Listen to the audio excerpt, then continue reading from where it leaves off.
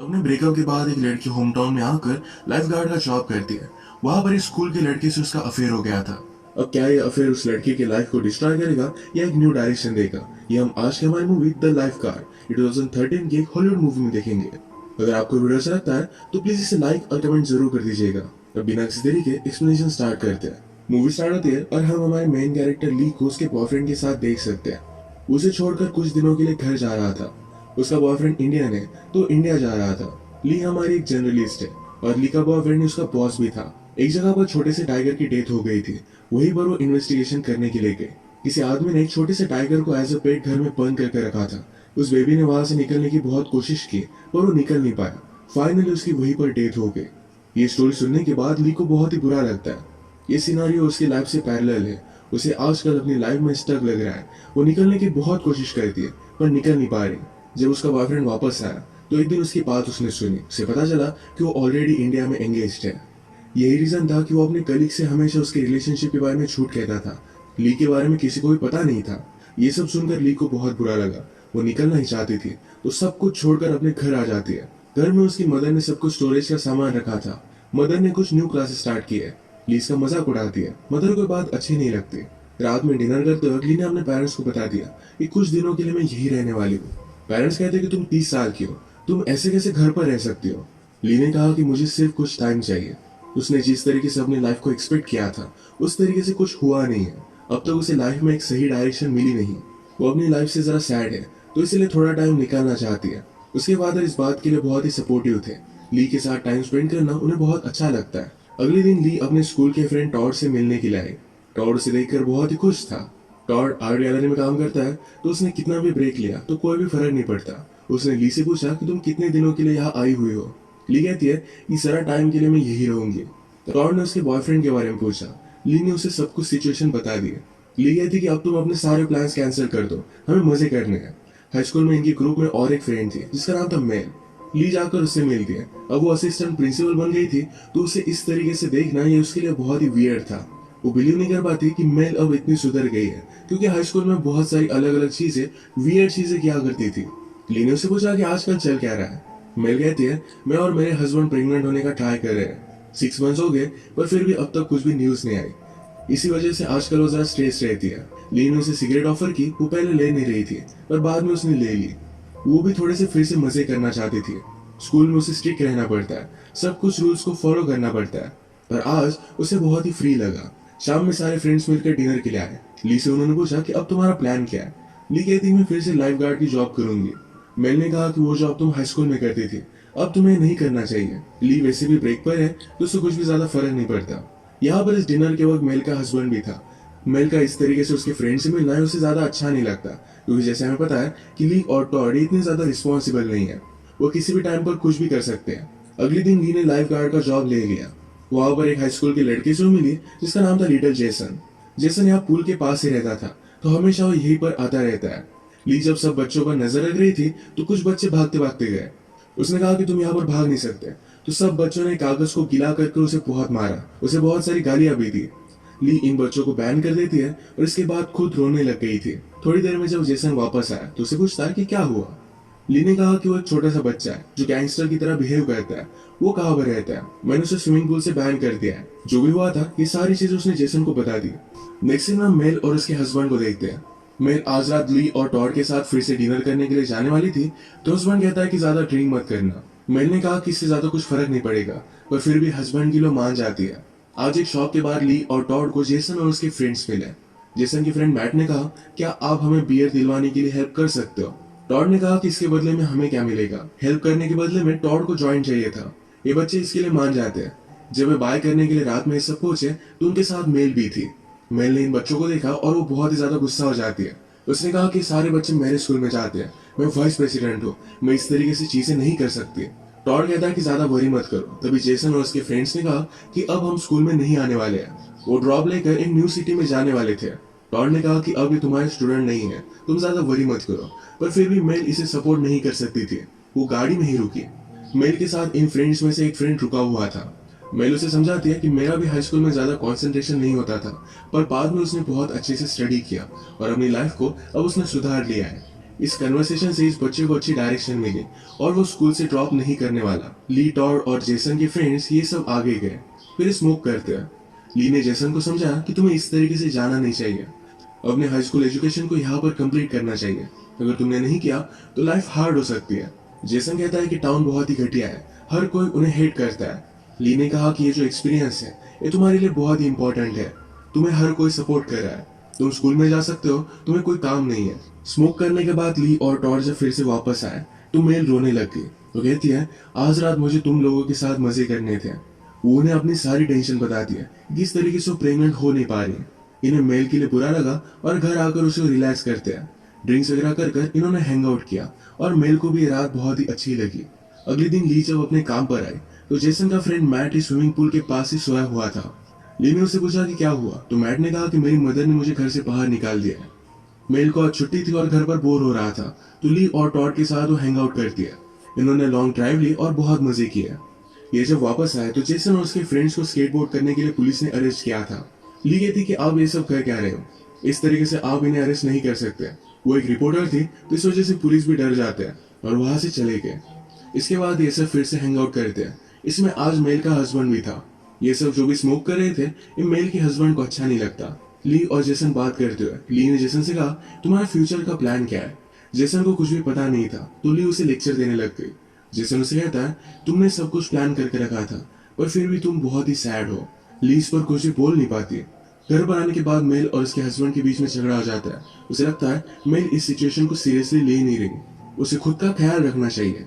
अगले दिन जब ली और जेसन पूल के पास हैंग आउट कर रहे थे तो ली ने उस लिटिल टाइगर को क्या हुआ था इसके बारे में जेसन को बताया।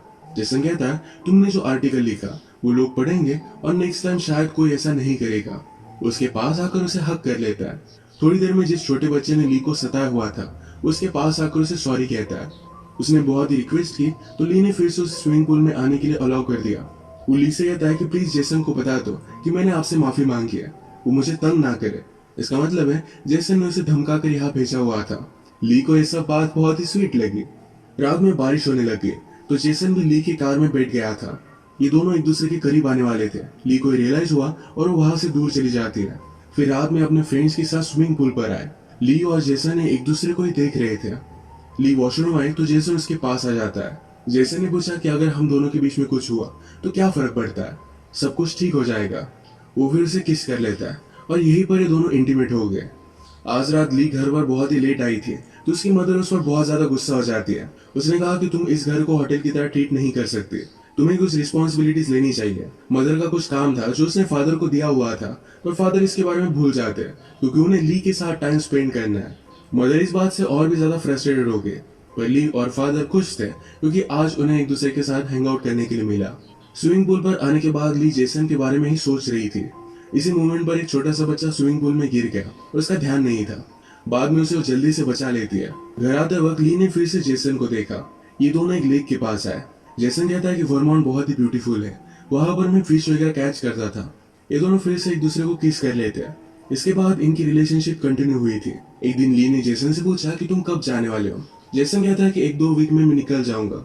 उसने कुछ पैसे सेव करके रखे, उसके पास $400 थे। ली ने कहा कि इतने इनफ नहीं है, तुम्हें एटलीस्ट $1000 चाहिए। तुम थोड़े दिन यहीं पर रुक जाओ, कुछ अगर और पैसे आ जाएंगे उसके बाद चले जाना। ली नहीं चाहती थी कि जेसन इतनी जल्दी यहाँ से चला जाए। एक रात पार्टी पर मेल ने ली से कहा, तुम ऐसा कुछ भी मत करना जो तुम्हें रिग्रेट करना पड़े। ली कहती कि मैंने ऐसा कुछ भी नहीं किया है। जेसन के फ्रेंड मैट को जल्द से जल्द इस टाउन से निकलना था। टॉड ने कहा कि मैं भी पहले इस टाउन से निकलना चाहता था पर यहाँ पर वो स्टक है।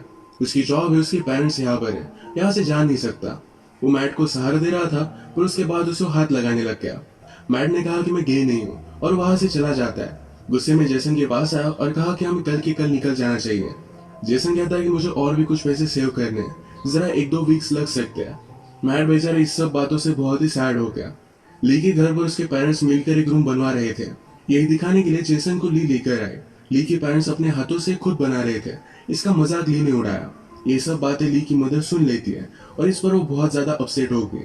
उसने कहा कि तुम इस तरीके से वापस कैसे आ सकती हो, बचपन से लेकर आज तक मैंने तुम्हारा ख्याल रखा है।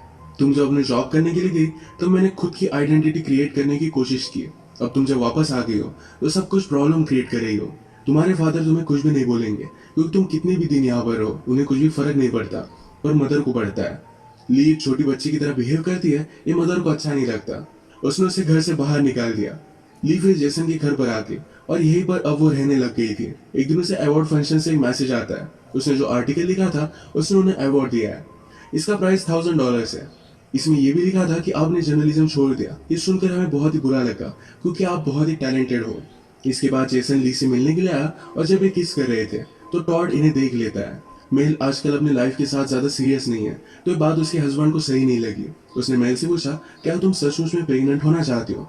मेल ने कहा कि हाँ, होना चाहती हूँ। हस्बैंड कहता है, तो अभी के अभी मेरे साथ इंटीमेट हो। मेल ये नहीं चाहती थी, तो इस पर इनका झगड़ा हो गया। सब कुछ बातें बताने के लिए टॉड के पास आई।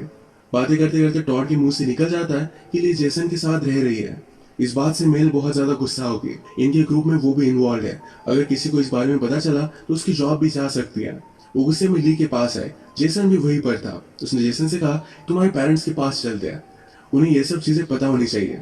वो ली पर भी बहुत ज्यादा गुस्सा आती। उसने कहा कि तुम मेरी लाइफ क्यों डिस्ट्रॉय करना चाहते हो?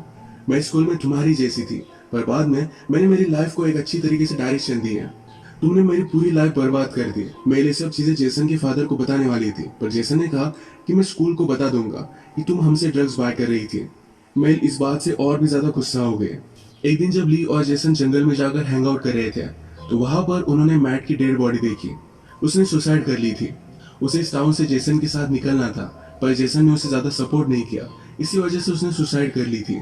ये दोनों ने देखकर बहुत ही ज्यादा डिस्टर्ब हो जाते हैं। जेसन रोने लग गया। जेसन ने कहा उसके बड़े ब्रदर ने भी सुसाइड की थी। अब और एक पुलिस ऑफिसर जाकर फिर से उसे वही न्यूज देगा। उसे बहुत बुरा लग रहा था। ली कहती है, मैं बता कर आती हूँ। ली भी बाहर आकर बहुत रोई क्योंकि उसने जेसन को रुकने के लिए कहा था। वो मैट की मदर को जाकर बताती है। एक दूसरे का सहारा लेकर बहुत रोती है। ली अब जेसन के घर से बाहर निकल गई। वो एक रात स्विमिंग पूल के पास सोए और दूसरी रात अपनी मदर ने जो घर बनवाया था उसमें जाकर सो जाती है। उसके घर से जाने के बाद उसकी कैट मिसिंग थी, ये भी उसे मिल गई। जेसन ने जब इस स्कूल को छोड़ दिया तो मेल उसके फादर से बात करती है। उन्हें फिर से समझाने की कोशिश करती है कि जेसन को इस तरीके से स्कूल से मत निकालिए। जेसन के फादर ने कहा कि जेसन की लाइफ में ऑलरेडी बहुत सारे प्रॉब्लम्स हैं, यहाँ से दूर जाने का डिसीजन उसके लिए अच्छा होगा। मेल ने ली और जेसन के बीच में जो भी हुआ इस सब के लिए सॉरी कहती है। फादर कहते हैं, लाइफ में इस तरीके से अजीब अलग अलग चीजें होती रहती है, हमें इस पर इतना ज्यादा सोचना नहीं चाहिए। जेसन के फादर के जाने के बाद मेल को मनाने के लिए उसका हस्बैंड आ गया। उसे सॉरी कहता है। जिस तरीके से हस्बैंड वाइफ झगड़ते हैं उसके बाद एक दूसरे को माफ कर देते हैं, उसी तरीके से इन दोनों ने भी एक दूसरे को माफ कर दिया था। मेल ने अपने स्कूल के बोर्ड को सारी सिचुएशन समझाई थी, पर इसमें उन्हें नहीं लगता कि मेल का कोई भी फॉल्ट है, तो इस वजह से उसे वो फायर नहीं करते। ली घर पर आई और सारे सामान को ठीक से रख देती है। अपने मदर के लिए उसने वेबसाइट वगैरह बना कर रखी थी। मदर को अच्छा लगा कि ली कुछ ना कुछ तो रिस्पॉन्सिबिलिटी ले रही है। ली अब घर में रह सकती थी। मैट के फ्यूनरल पर ली और मेल फिर से एक दूसरे से मिले। ली ने मेल को सॉरी कहा और मेल उसे माफ कर देती है। और उसके बाद जेसन के जाने का दिन आ गया था। वो ली से मिलने के लिए आया। ली को अपने आर्टिकल के लिए जो $1000 का चेक मिला था ये वो जेसन को दे देती है। उसने कहा कि तुम बहुत ही अमेजिंग हो, कभी भी अपने आप पर डाउट मत करना, अच्छे से मेहनत करना और लाइफ में तुम सक्सेस हो जाओगे। इसके बाद ली भी अपनी सिटी में फिर से वापस चली जाती है। वो अपने काम में अच्छी थी, पर सिर्फ ब्रेकअप की वजह से जरा ब्रेक लेने के लिए वो यहाँ पर आई हुई थी, तो फिर से वो लौट जाती है। जेसन भी अपने टाउन में जाकर सही तरीके से सेटल हो गया था और ली के न्यूयॉर्क के एड्रेस पर वो लेटर लिखता है। इनकी रिलेशनशिप कैसी भी हो, फिर भी एक दूसरे को लाइफ में आगे बढ़ने के लिए इन्होंने इंस्पायर